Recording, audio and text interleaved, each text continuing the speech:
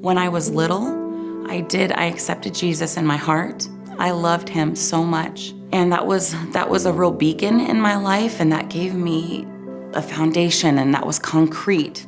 However, that was taken when the abuse set in, when the divorce and all the inconsistencies throughout my life and moving frequently, all of that took place. So I tried my own hand at my own life, and led me through a series of looking for love and fulfillment in relationships that were anything but fulfilling. And then partying, excessive partying, just to fill the void. But of course, with that, it just led to a stronger desire to keep filling the void, because it could never be filled by anything. 1 month after my 18th birthday, I found out that I was pregnant. Shortly after I had graduated, I had begun dating an older man, significantly older. And he was actually in the same industry as my mother and her boyfriend. I wasn't sure initially what direction I could go, other than the fact that I knew I couldn't go to my mom or anyone else for fear of ruining their life as well as my own. Unfortunately, I made the decision to terminate the pregnancy, as I was told that it was just a blob of tissue, that it didn't matter anyway. I really felt like I was in survival mode and that I had no other choices, because I didn't have anybody to really go to with that. I couldn't trust my mom, my stepdad, and all my friends at the time. They weren't following the Lord either, and they told me that was the only thing that I could do.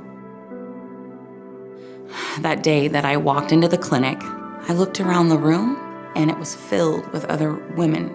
We were waiting. We were in a line just to go in and to be run through,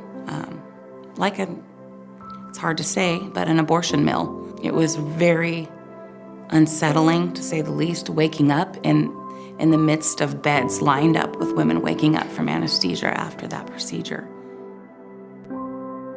At the time, I thought I was taking care of an issue, putting an end cap on something, and it was done, and I could move on. Little did I know how much making that decision that day would change my life and change the way I see things, the decisions that I make. It was debilitating getting to that point in my life where I realized that I had taken a life. That shock put me into severe depression. Just was horrible what I had done. Several years went by, and I got married to a great man. And early on in our marriage, we experienced a miscarriage. I felt like God was punishing me for what I had done in the past with that miscarriage. And I wanted to find out if that was really the case.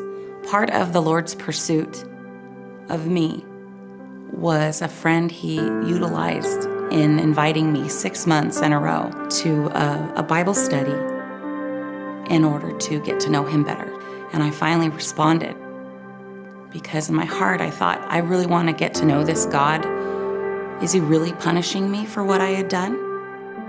I started Bible study, and I began to see things differently, and I began to have more hope towards a different life, and that there was something more, and that my past hurts, my past choices, all the sin and shame, that doesn't define me.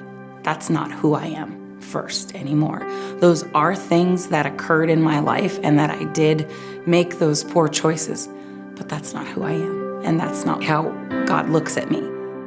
I live each day with gratitude and knowing that he is at the helm of my life.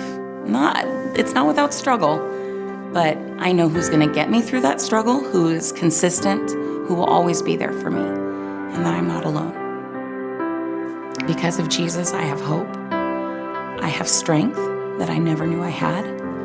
Because of Jesus, I have healing from things that I didn't think were possible to be healed from. Because of Jesus, I don't live a defeated life anymore.